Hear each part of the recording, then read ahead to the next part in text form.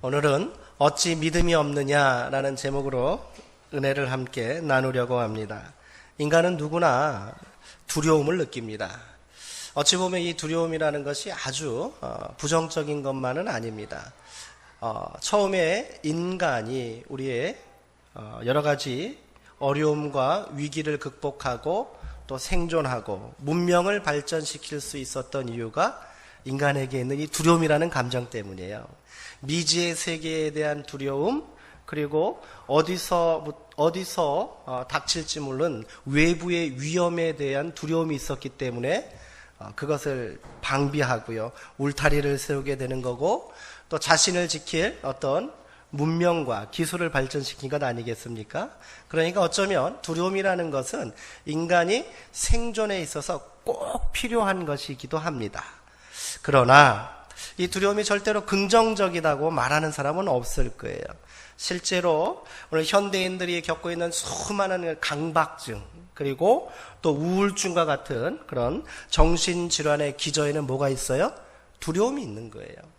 그러기에 이 두려움은 인간을 위축시키고요, 또 인간의 사고를 제한시키기도 합니다. 그리고 더 나아가서 우리의 믿음에 있어서도 커다란 장애물이 된다는 것을 오늘 성경은 우리 가운데 증거하고 있습니다.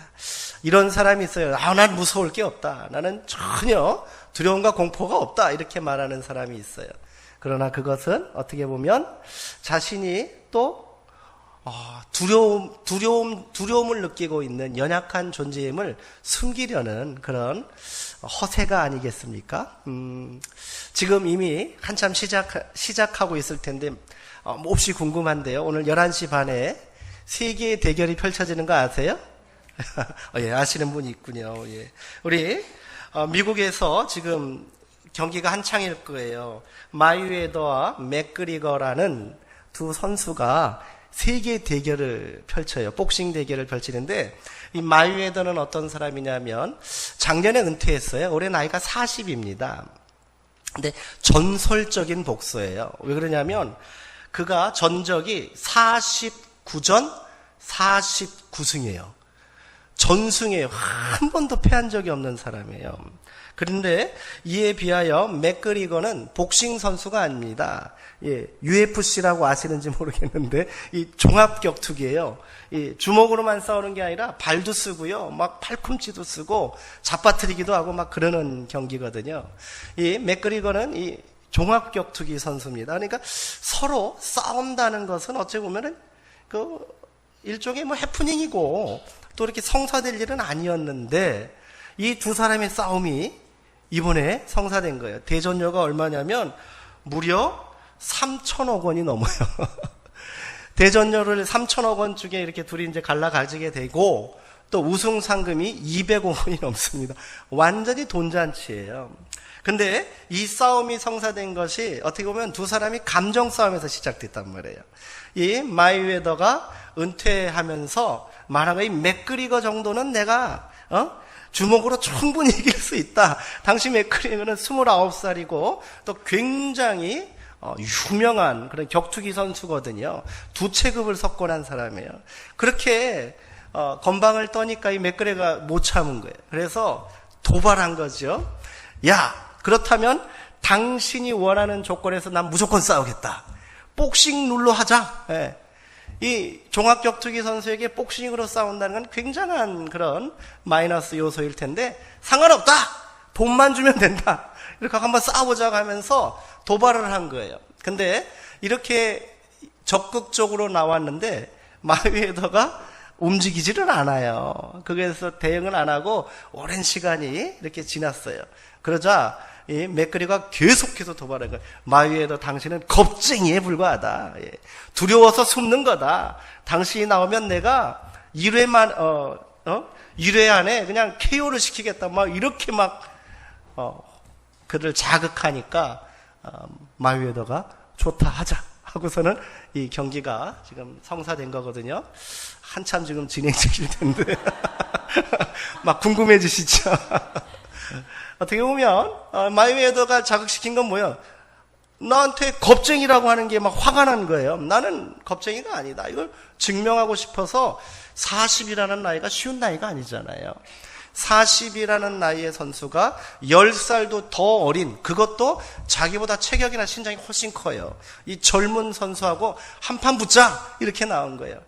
자존심 싸움이기도 하고 나에게는 두려움이 없다 이렇게 말하는 호기를 부리는 것이 아닌가 하는 그런 생각도 해보게 되었습니다. 어쨌든 이들의 두려움, 둘 다 두려움이 있겠지요. 이 두려움을 감추기 위해서 보상이 충분히 주어진 거예요. 야, 2천억이에요. 3천억이에요. 3천억. 이 엄청난 돈으로 이들은 두려움을 맞서고 있는 것이지요. 그래요. 어찌되었던 오늘 말씀으로 돌아가서 우리 가운데 두려움은 또 어떤 의미가 있고 예수님은 그것에 대해서 어떻게 말씀하고 계신지를 우리 한번 깊이 있게 나누기를 원합니다. 마가복음은 예수님의 공생의 사역을 한마디로 하나님 나라를 이 땅에 선포하고 그것을 세우는 일이라고 기록하고 있습니다. 그래서 예수님이 갈릴리에 나와서 첫 사역을 시작하면서 세상을 향하여 외친 첫 번째 설교, 첫 일성은 뭐냐면 때가 찼고 하나님 나라가 가까이 왔다. 이렇게 말씀하신 거예요. 마태는 이것을 복음의 시작이다. 이렇게 말했습니다. 당시 사용했던 복음이라는 말은 굉장히 정치적인 말입니다. 새로운 황제의 탄생을 알리거나 로마가 전쟁에서 승리한 이 승전보를 사람들은 유앙게리온, 복음이라고 말했거든요. 그런데 예수님은 이 정복자들의 오만한 언어를 자신의 사역에 빗대어 사용하셨습니다. 예수님은 자신이 새로운 통치자이며 승리자임을 지금 선언하고 있는 거예요. 한 번도 이 복음의 주인공이 되지 못했던 식민지 백성들, 멸시와 천대와 또 소외 가운데 살았던 갈릴리 사람들에게 예수님은 그대로 열광과 흥분 그 자체였을 것입니다. 그도 그럴 것이 예수님이 가시는 곳마다 놀라운 이적을 행하시는 예수님의 이 비범함과 카리스마 넘치는 이 대중 설교는 사람들을 매료시켰을 것입니다. 그리고 이들에게 새로운 세상을 꿈꾸게 하는 희망이 되었을 거예요. 사람들은 예수님에게 열광했습니다. 그리고 그가 가는 곳마다 사람들이 구름대처럼 모여듭니다. 그러나 예수님이 말씀하시는 이 복음의 실체와 하나님 나라에 대하여 제대로 알고 또 그것을 이해하는 사람은 별로 없었어요. 이 말씀에는 그렇게 관심이 없었단 말입니다. 이로 인해 예수님은 그동안 자신을 따르는 이 많은 무리들 중에 특별히 12를 선택하여 세우시기에 이릅니다. 제자를 세우는 사건입니다. 성경은 예수님께서 산에 오르시어 자기 많은 사람들 중에 자기가 원하는 사람들을 부르시고 그 부름에 응답한 12를 세우셨다라고 기록합니다. 이 표현에 의하면 예수님께서 부른 사람 중에 이 부름에 거절한 사람도 있었다는 거예요. 어찌되었든 이렇게 12이 세워졌어요. 예수님은 단순히 자신의 철학이나 이 사상을 전수할 제자를 세운 것이 아닙니다. 예수님은 마가복음 3장 14절에서 뭐라고 이렇게 하고 있냐면 예수님은 자기와 함께 있게 하시고 또 보내사 전도도 하며 귀신을 쫓아내는 권능을 제자들에게 가지게 하려 하셨다. 이렇게 기록하고 있습니다. 이 말은 뭡니까? 예수님께서 자신과 함께 하나님 나라를 세울 영적인 전사들을 지금 세우셨다는 말이에요. 예수님이 전도도 하고 전도와 귀신을 내어 쫓는 권능은 예수님께서 이 땅에서 하나님 나라를 세우는 강력한 무기였습니다. 예수님은 제자들과 이 위대한 사명을 함께하길 원하셨은 거예요. 그러기 위해서는 어떤 게 필요할까요? 제자들에게 하나님 나라의 비밀을 알려주실 필요가 있는 거예요. 예수님께서 왜 이 땅에서 전도도 하고 귀신을 내어 쫓은 겁니까? 하나님 나라를 선포하고 하나님 나라를 이 땅 가운데 세우기 위함이란 말이에요. 그러기에 이러한 권능도 주시고 제자들을 세우시고 난 이후에 그들에게 하나님 나라의 비밀을 말씀하시기 시작하십니다. 큰 일을 앞두고요, 동지를 귀합하여 비밀스러운 대업을 함께 나누어 내부 결속을 다지는 것과 비슷할 것입니다. 예수님은 바닷가에 모인 큰 무리를 향하여 씨 뿌리는 비유의 말씀을 전하십니다. 우리가 잘 알고 있는 씨 뿌리는 비유예요. 어떤 것은 씨를 뿌렸는데 길가에도 떨어지고 돌밭에도 떨어지고 가시덤불에도 떨어지고 또 좋은 땅에 떨어졌다. 이 비유 우리가 잘 알고 있는 비유입니다. 이 비밀스러운 말씀을 하시고는 예수님은 뭐라고 그러셨냐면 마지막에 들을 귀 있는 자는 들으라 이렇게 말씀하세요. 그리고 홀로 계셨다고 성경은 기록합니다. 이때 제자들이 예수님께 나오는 거예요. 예수님, 이 비유의 뜻이 무엇입니까? 관심을 보이는 거죠. 이에 예수님은 하나님 나라의 비밀을 너희에게 알려줄 것이다. 그러나 외부 사람들, 바깥에 있는 세상 사람들에게는 이 비밀은 여전히 비유로 감춰져 있을 것이다. 이렇게 말씀하십니다. 예수님은 이 씨 뿌리는 비유가 단순한 비유가 아니고요, 하나님 나라의 비밀이라고 이렇게 말씀하고 계신 거예요.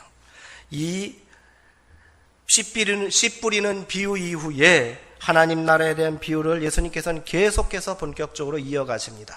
이어지는 비유의 말씀이 뭡니까? 4장 우리 26절 이하에 보면 씨 뿌리는 비유 이후에 나오는 하나님 나라의 비유예요. 또 이르시되 하나님 나라는 이렇게 시작하지요. 그 비유가 뭐예요? 스스로 자라나는 씨앗, 그리고 그 밑에 겨자씨 비유, 이게 바로 하나님 나라의 비유입니다.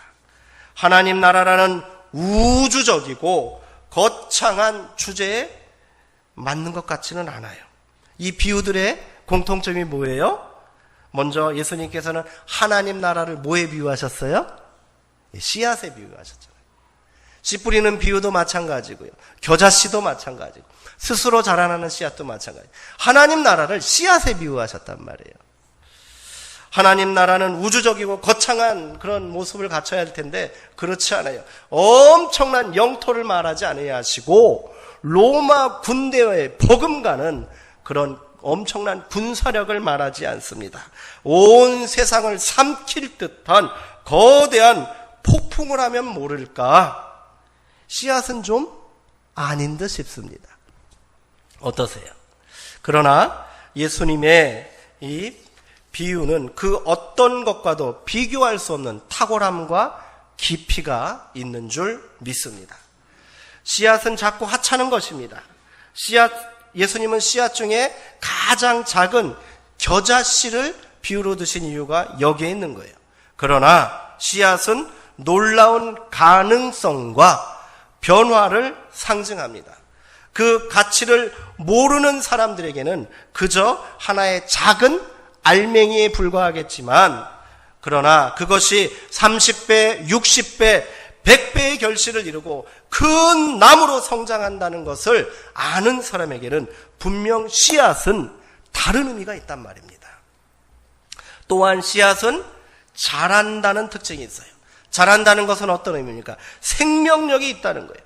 겉모습만 봐서는 아무런 생명력이 없는 것처럼 보이지만 그것이 땅에 심겨지면 상상할 수 없는 놀라운 생명력을 발휘한다는 거예요. 씨앗을 처음 본 사람이 있다고 한번 생각해 보세요. 그리고 그에게 벽실을 하나 손에 올려줬다고 생각하십시오. 그리고 이것을 땅에 심으면 놀라운 모습으로 자라고 결국에는 많은 그런 이삭을 맺을 것이다. 이렇게 설명하면은 못 알아들을 거예요. 이해하지 못할 거예요. 하나님 나라도 그와 같다는 거예요. 그리고 그 씨앗은 자라는데 어떻게 자란다고요? 스스로 자라난다는 거예요. 그것을 심은 사람이 밤낮으로 지켜봐도 어떻게 그리 되는지 알 수 없지만 하나님께서 그것을 자라게 하신다는 거예요. 예수님은 하나님 나라를 씨앗에 비유한 이유가 여기에 있는 것입니다. 하나님 나라도 마찬가지라는 거예요. 비록 지금은 작은 씨앗과 같이 보잘것없어 보이지만 그것이 땅에 심겨지면 반드시 자라 놀라운 결실을 하고 그 작은 씨앗들이 모인다면 분명 세상을 뒤덮을 것이라는 믿음 말입니다. 이것이 바로 예수님께서 하나님 나라를 씨앗에 비유하신 이유입니다. 이것이 언제 자랄까? 이것이 자라서 무슨 일이 벌어질까? 의심하지 말라는 거예요. 하나님 나라는 이미 심겨졌고 그것이 지금 자라고 있다. 이것을 말씀하시는 거예요. 하나님 나라는 그렇게 우리 가운데 시작되었고 지금도 자라고 있는 줄 믿습니다. 예수님은 우리가 그 하나님 나라의 씨앗임을 분명히 말씀하고 계십니다. 하나님 나라의 비밀은 여기에 있는 것입니다.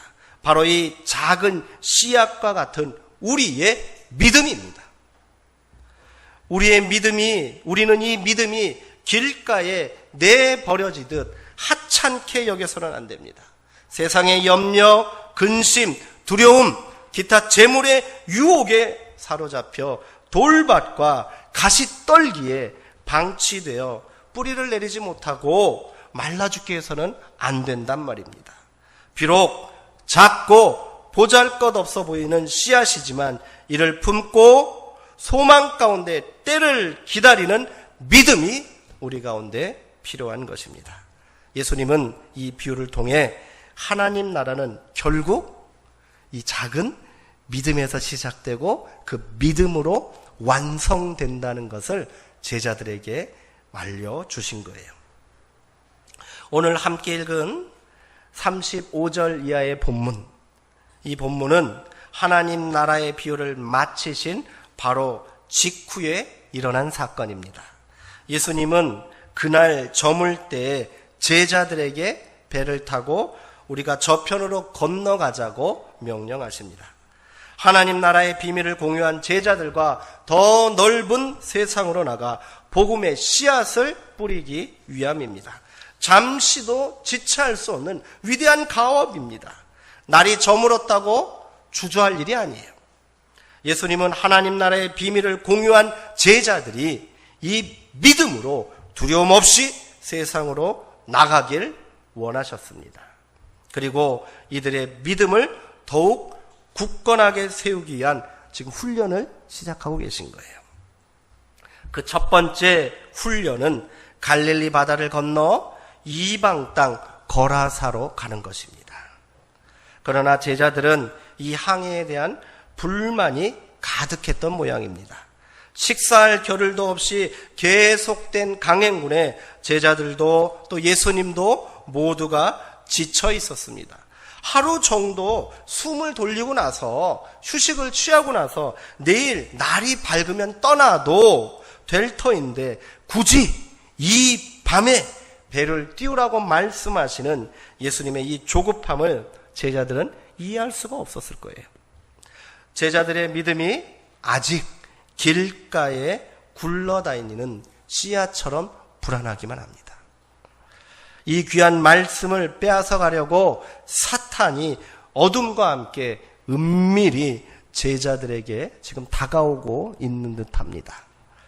잠시 후 우려는 현실이 되고 맙니다. 제자들의 믿음이 한순간에 사라지고 마는 사건이 일어난 것이 피곤에 겨워 힘겹게 노를 젓고 있는데 갑자기 큰 광풍이 일어난 것입니다. 잔잔하던 갈릴리 바다의 물결이 사나운 풍랑으로 인해 금방이라도 이들이 타고 있는 작은 나룻배를 삼킬 기세입니다. 급기야 배에 물이 차기 시작합니다. 한 치 앞도 분간하기 힘든 어둠 속에서 선한 광풍을 만났으니 제자들이 느꼈을 두려움은 상상하는 것 이상이었겠지요. 순식간에 배 안에서 일대소동이 벌어진 거예요. 이 위기에서 벗어나려고 제자들은 저마다 안간힘을 쓰고 있습니다. 그런데 정작 이 모든 위험을 자초한 당사자는 예수님은 뭐하고 계셔요? 태연하게 배 뒤편에서 잠을 자고 계십니다. 황당하기 그지없는 상황이에요. 이 난리통에 잠이 온단 말입니까? 아무리 하루 종일 피곤해서 녹초가 되었다고 해도 이렇게 세상 모르고 잠만 주무시고 계시다니 제자들의 불만은 이제 예수님을 향한 원망과 비난으로 이어집니다. 제자들은 예수님을 깨우며 아우성칩니다. 선생님이여, 우리가 죽게 된 것을 돌보지 아니하시나이까. 제자들은 예수님을 뭐라고 불러요? 선생님이라고 부르고 있어요. 선생이라고 부르고 있는 거예요. 예수님에 대한 불신과 원망에 대한 표현일 거예요. 그들이 말한 우리를 돌보지 아니하시나이까. 여기서 돌보다라는 헬라어는 멜로이라는 단어예요. 근데 이 단어가 마가복음에 한 번 더 사용돼요. 언제 사용되냐면 바로 12장 14절에서 사용됩니다. 12장 4절에서는 이를 돌보다라고 번역하지 않고 꺼리다라고 번역했어요. 마가복음 12장에는 예수님을 잡아들일 구실을 만들기 위해 바리새인들과 헤롯 땅 사람들이 예수님을 찾아와 세금 문제로 시비를 거는 사건이 기록되고 있어요. 우리가 잘 알고 있는 거잖아요. 로마의 화폐를 하나 가져다 놓고 이것을 세금을 바치는 것이 옳습니까? 옳지 않습니까? 하고 질문하면서 예수님을 함정에 빠뜨리는 그 사건입니다. 이들은 예수님을 함정에 빠뜨릴 요량으로 선생님, 당신은 참되시고 아무도 꺼리는 일이 없으십니다. 여기서 꺼리는 이게 멜로이, 우리를 돌보지 아니하십니다. 같은 단어라는 거예요. 이렇게 논쟁을 걸어왔어요. 예수님의 권위를 인정하는 듯한 말이지만 그 속내는 어떠합니까? 예수님의 심기를 자극하기 위한 일종의 비아냥이에요. 예수님을 자극하고 있는 거예요. 제자들이 지금 예수님을 향하여 하고 있는 말이 꼭 그 꼴이라는 거예요. 그래서 38절에 제자들의 말을 그들의 속내를 그대로 옮겨서 해석하면 이럴 것이에요. 선생님, 당신 때문에 우리가 죽게 되었는데 잠이 오십니까? 우리가 이렇게 고생하는데 당신은 아무렇지도 않단 말입니까? 꺼리낌이 전혀 없습니까? 양심의 가책이 없으십니까? 이런 말 아니겠습니까? 예수님을 향한 제자들의 원망과 분노를 느낄 수 있는 대목입니다. 제자들의 호들갑에 눈을 뜨고 일어나신 예수님은 아무 말씀도 안 하시고 바람을 향해 맞서셨습니다. 그리고 바람을 꾸짖으시고 바다에게 명령하십니다. 잠잠하라, 고요하라. 곧바로 바람이 그치고 바다가 아주 잔잔해졌습니다. 성경은 이 놀라운 광경을 너무도 담담하게 묘사하고 있어요. 저라면 좀 더 극적으로 묘사했을 것 같아요. 극적인 반전이 일어났는데 마치 아무 일도 없었던 것처럼 대수롭지 않게 기록하고 있단 말이에요. 마가는 이를 통해 예수님이 어떤 분이시고 어떤 능력을 가진 분이신지를 증거하고 있는 것입니다. 창세기 1장에서, 구약의 창세기 1장에서 하나님께서 말씀으로 천지를 창조하신 사건이 떠오릅니다. 하나님은 셋째 날에 천하의 물을 한 곳에 모으고 묻히 땅이 드러나라 명령하십니다. 이는 천하를 뒤덮고 있는 깊은 물을 한 곳에 결박시키시고 땅이 드러나게 하셨다. 이렇게 해석할 수 있어요. 이게 본래 의미입니다. 창세기에는 하나님께서 바다와 땅을 나누신 사건을 어둠의 권세로 세상을 가두고 있던 물을, 바다를 하나님께서 말씀으로 굴복시키고 결박시킨 사건으로 이해한다는 거예요. 그래서 태초에 하나님께서 창조하지 아니하신 것이 있다면 그게 바로 바다예요. 디움, 기쁨, 두려움, 공포 이런 말입니다. 마가는 예수님께서 바람과 바다를 향하여 잠잠하라, 고요하라 명령하신 사건을 태초에 하나님께서 어둠의 권세인 바다를 결박하고 땅을 생명의 터전으로 해방시킨 창조의 사건으로 지금 이해하고 있는 거예요. 태초의 장엄한 역사가 지금 제자들 앞에서 재현되고 있단 말입니다. 이를 통해 예수님은 창조주 하나님과 동일한 권세와 능력이 있는 분임이 밝혀진 것이지요. 이제 예수님은 제자들에게 말씀하십니다. 어찌하여 이렇게 무서워하느냐? 너희가 어찌 믿음이 없느냐? 같은 사건을 기록한 마태복음에서는 이 대목을 어떻게 번역한지 아십니까? 어찌하여 무서워하느냐? 믿음이 적은 자들아. 이렇게 기록하고 있어요. 어때요? 차이점이 발견되십니까? 믿음이 적은 자들. 그리고 마가는 뭐라고 했어요? 믿음이 없다라고 말해요. 믿음이 적은 것과 믿음이 없는 것, 그냥 얼핏 보기에는 큰 차이가 없는 것처럼 보이지만 이는 엄청난 차이가 있음을 우리가 알아야 합니다. 마태복음에서는 겨자씨만한 믿음만 있어도 작은 믿음이잖아요. 작은 믿음만 있어서 이 산을 여기서 저기로 옮겨라 하면 그대로 된다 이렇게 말씀하시잖아요. 믿음이 적은 것, 믿음이 없는 것 엄청난 차이예요. 마가는 이 사건을 통해서 제자들이 믿음이 없다 이렇게 고발하고 있습니다. 예수님께서는 지금 제자들을 엄히 책망하고 있는 것이에요. 그토록 믿음이 중요하다고 말씀하시고 하나님 나라는 믿음으로 자라는 것임을 비민스럽게 말씀하시며 제자들만은 이 사실을 명심하고 깨닫기를 바라셨는데 실망스럽기 그지없는 거예요. 그래서 너희가 어찌 믿음이 없느냐, 이 말을 다른 성경에는 너희가 아직도 믿음이 없느냐 이렇게 번역하기도 합니다. 예수님의 안타까움과 실망이 그대로 드러난 말씀인 것이지요. 그러나 이 말씀 이후에도 제자들은 여전히 두려움에 사로잡혀 갈피를 잡지 못합니다. 제자들은 심히 두려워하여 서로 수군거립니다. 그가 누구이기에 바다도 바람도 순종하는가? 이리 말했다 합니다. 땅에 떨어진 씨앗을 간신히 다시 찾아 제자들에게 심겨주셨는데 그들의 마음은 여전히 어때요? 돌밭과 가시덤불과 같다는 거예요. 성경은 제자들의 믿음이 실종된 이유를 두려움 때문이라고 말합니다. 두려움은 앞선 비유에서 말씀하신 것처럼 하나님 나라, 즉 복음의 말씀이 뿌리 내리고 자라지 못하게 하는 강력한 장애물이 됩니다.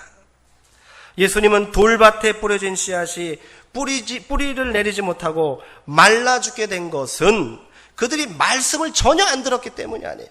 되게 재밌습니다. 돌밭에 씨앗이 뿌려졌다는 그 의미는 그들이 말씀을 들을 때는 어떻게 들었냐면요, 기쁨으로 말씀을 받았대요. 말씀을 들을 때는 기쁜 거예요. 기쁨으로 말씀을 받았는데 환난과 박해가 일어나면 곧 넘어지는 사람이다. 이렇게 해석하십니다. 두려움에 사로잡혀 고난과 어려움을 견디지 못하고 믿음이 말라 죽고 말았다는 거예요. 가시떨기 위에 떨어진 씨앗도 마찬가지입니다. 이 사람은 말씀은 듣기는 듣되 어떻게 했다고요? 세상의 염려와 재물의 유혹과 기타 욕심을 떨쳐내지 못하기에 씨앗이 성장하지 못하고 그 기운이 막혀 결국 결실하지 못하고 죽게 된 것이다. 이렇게 말합니다. 이 또한 두려움의 다른 모습인 거예요. 우리에게 심겨진 믿음의 씨앗, 하나님 나라의 씨앗이 자라서 결실하기 위해서는 먼저 우리 안에 있는 두려움을 제거해야 될 줄 믿습니다.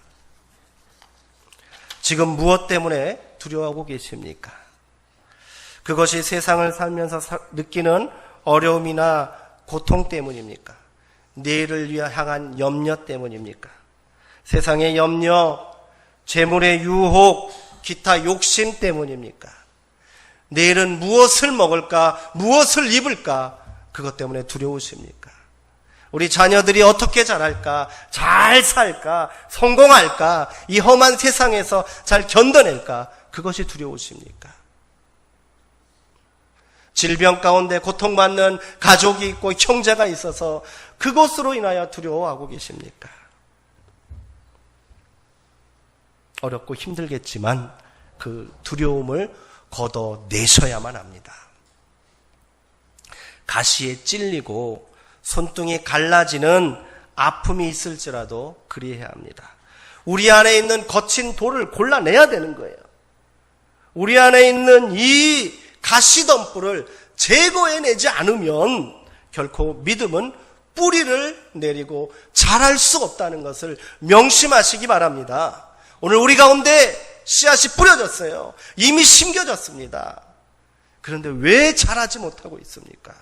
내 안에 여전히 두려움이 있기 때문이에요. 내 안에 여전히 염려가 있어요. 근심이 있어요. 내려놓으셔야 합니다. 그래야만 우리의 믿음이 하나님 나라의 결실로 자라게 될 줄 믿습니다. 제자들이 믿음이 없다고 책망받은 또 다른 이유는 예수님을 온전히 신뢰하고 바라보지 못했기 때문입니다. 사나운 바람이 불고 거친 파도가 일자 제자들은 당장의 문제와 위기 앞에 그들의 마음과 정신과 시선을 다 빼앗기고 말았습니다. 예수님이 자신들과 함께 있다는 사실을 까맣게 잊고 있었던 거예요. 그래서 이제 다 죽게 되었다고, 우리가 다 죽게 되었다고 아우성치고 절망하고 또 원망하였던 것입니다. 바람과 파도를 말씀으로 잔잔케 하시는 예수님이 자신들과 함께 있는데 무엇이 두렵단 말입니까? 설령 예수님께서 주무시고 계신다고 해도 전혀 문제가 되지 않습니다. 문제는 바람과 파도에 있었던 것이 아닙니다. 제자들이 예수님을 신뢰하지 못하고 바라보지 못했기 때문인 것이지요. 예수님은 제자들을 홀로 바다를 건너가게 내버려 두지 않으셨습니다. 무리를 걸어서라도 그들을 찾아가시는 분이심을 믿으시기 바랍니다. 이 예수님이 지금 우리와도 함께 계심을 믿으십시오. 문제를 바라보지 마세요. 바람과 파도만 바라보면 두려움을 이길 수 없습니다. 바람과 파도에 절망하지 마시고 바로 옆에 계신 우리 주님을 바라보고 우리가 믿음으로 나아가기를 주의 이름으로 축원합니다. 예수님과 동행하는 길이라면 그 길이 어떤 어려움이 있을지라도 어떤 문제가 있을지라도 두려움 없이 우리가 나아갈 수 있는 줄 믿습니다. 또한 제자들이 더 큰 두려움에 사로잡히게 된 이유는 그들이 자신의 한계를 경험했기 때문입니다. 제자들 중 최소한 4명 이상은 전직 직업이 뭐예요? 갈릴리 바다에서 잔뼈가 굵은 어부예요. 지금 이들이 죽겠다고 호들갑 들고 있는 그곳에서 평생을 그물질했던 자들입니다. 누구보다도 배를 다루는 법을 잘 알고 있고요. 이 갈릴리 바다의 바람과 파도에 익숙한 사람들이었습니다. 그러나 자신의 능력과 경험으로 어찌할 수 없는 한계 상황을 만났을 때 그들이 느꼈을 두려움은 실로 엄청났을 거예요. 처음 풍랑이 일었을 때 제자들은 자신만만하게 자신들의 일을 뚫고 극복할 수 있을 것이라고 생각했을 것입니다. 그러나 자신들의 능력의 한계를 깨닫게 되자 그들은 두려움과 공포에 질려버린 거예요. 예수님을 깨웁니다. 참으로 우스꽝스러운 그런 상황이 아닐 수 없습니다. 노련한 어부들이 배와 바다에 대해서는 문외가 아닌 예수님을 깨우고 있어요. 예수님은 직업이 뭐예요? 목수잖아요. 네. 내가 가지고 있는 능력과 내가 자랑하는 경험과 지식은 이처럼 속절없이 우리를 실망시킬 때가 많다는 것을 우리는 잘 알고 있습니다. 인생의 긴 항해를 내 능력으로 헤쳐나갈 수 있다고 착각하지 마시기 바랍니다. 자신의 무능함을 아는 것이 믿음입니다. 내가 무능하다는 것을 아는 것이 믿음이란 말입니다. 나의 작음을 알고 그분의 크심을 아는 것이 믿음입니다. 나의 약함을 알고 그분의 강함을 고백하는 것이 믿음인 줄 기억하시기 바랍니다. 인생은 망망대해를 항해하는 작은 나룻배와 같습니다. 이 긴 항해는 잔잔한 파도와 고요한 바람만을 허락하지 않습니다. 때로는 감당할 수 없는 사나운 바람과 거친 풍랑을 만날 수 있는 것이 우리네 인생이지 않습니까? 아무리 큰 배를 준비했고요, 많은 경험과 능력을 갖추고 있다고 자만해서는 안 될 일입니다. 바람과 파도를 이길 수 있는 배는 존재하지 않습니다. 이 항해는 인생들에게 두려움일 수밖에 없지요. 그러나 우리는 두려워하지 말아야 할 줄 믿습니다. 우리가 타고 있는 이 배 안에 지금 예수님께서 함께 계심을 믿으시기 바랍니다. 바람과 파도를 꾸짖어 잔잔하고 고요하게 하시는 예수님이 나와 함께 하십니다. 믿음으로 나아가십시오. 이 믿음으로 하나님 나라를 향한 항해를 멈추지 마시기 바랍니다. 믿음이 이깁니다. 두려움에서 벗어나십시오. 십자가의 죽음을 앞두고 두려워하는 제자들을 향하여 평안을 말씀하신 예수님께서는 오늘 우리에게도 동일하게 말씀하십니다. 이것을 너희에게 이르는 것은 너희로 내 안에서 평안을 누리게 하려 함이라. 세상에서 너희가 환난을 당하나 담대하라. 내가 세상을 이기었노라. 아멘. 기도하시겠습니다.